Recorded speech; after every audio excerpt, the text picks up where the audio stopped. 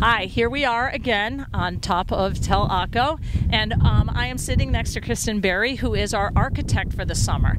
And when we find features that are architectural features, like a wall or something that we want to be a wall or believe is a wall, or we need to draw it. So Kristen's going to tell us what she does. Essentially, when things are discovered, we look for a series of stones, which could be 2 or 3 and hopefully more, and then everything needs to be drawn exactly where it lies in location to the grid, and then documented within the graph and then into AutoCAD and Photoshop so that we can work with it. And then we take all the elevations, count the courses, and hopefully determine what type of wall it is and who built it.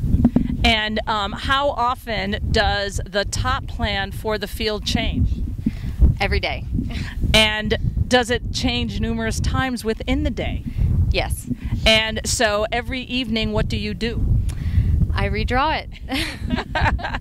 And what this means is that we have a visual record of the architectural features as they change throughout the day and throughout the season. Are you getting a picture of her board?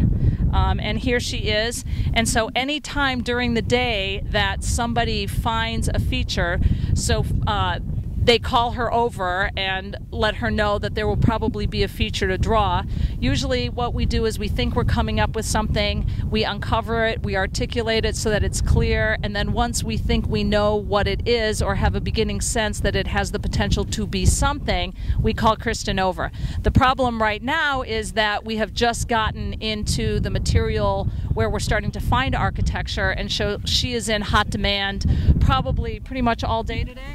All day and probably the rest of the week. Yeah, and so because, for example, lift up your board and point to some of the architectural features.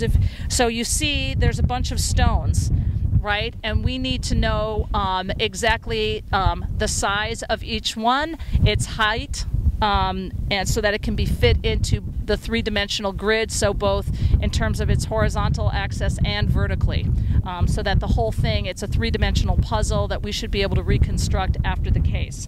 So she needs to be able to both draw sort of freehand and make it look like what it is and what we see on the ground, but with all of the specific numbers associated with it so that we could do a detailed analysis of it after the fact. Yes. And she does that with a smile on her face every day. Thank you.